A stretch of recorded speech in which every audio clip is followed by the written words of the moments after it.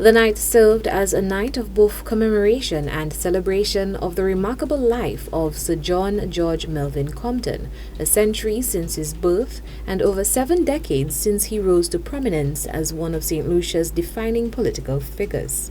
But it was also a heartfelt walk through memories of devotion, recounting the enduring love between the nation's founding leader and the steadfast lady who shared in his triumphs and trials.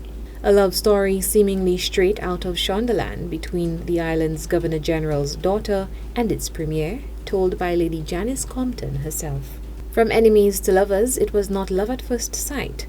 Beginning from her time in England and ending on home soil, the story began. Even so, I was happy to come and assist my father. That, of course, meant that I had to cross paths with one John Compton. You should know that John Compton was not my most favorite person at that time. I can't tell you when I first knew him. His name was always around when I was a child.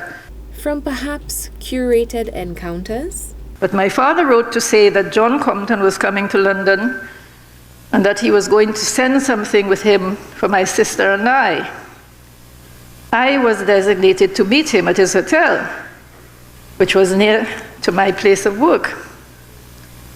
Those of you who knew John Compton know how abrupt he could be. And following my encounter, during which he offered to take something home for my father, I told my sister, "That man is so rude." He advised me that John Compton was in London and that he would be meeting him at his hotel before leaving for the airport, and that I could meet him there. When I arrived, I couldn't find my father and was by now worrying that I had missed him when along came Kenneth Momplaisy, who informed me that my father was up in John Compton's room and proceeded to take me there. Well, my father had already left, and another chilly encounter. Their story blossomed. On the third occasion, my mother called to say, "John Compton is in London." And I replied, "I really don't care." So imagine when I came home to help my father, and he insisted that it was the polite thing to do to go and pay a courtesy call on the chief minister. I fought it for several days, but I had to give in eventually, and only on condition that my father would accompany me.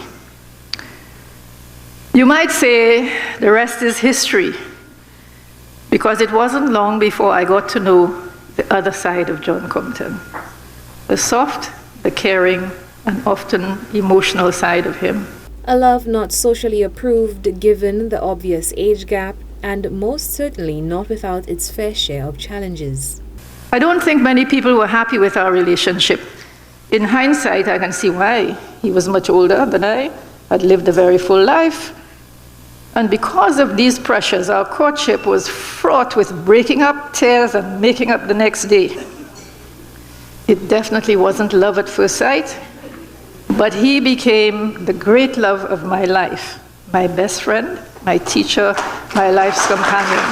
And through it all, she witnessed the transformation of our tiny nation. We had 40 amazing years together.